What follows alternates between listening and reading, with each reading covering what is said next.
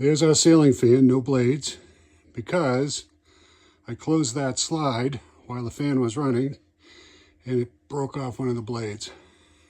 So we made 4 new ones out of some flooring strips that we had.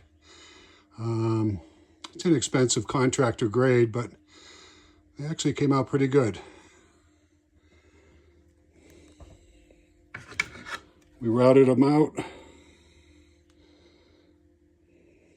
drilled some holes, and I think they'll work okay.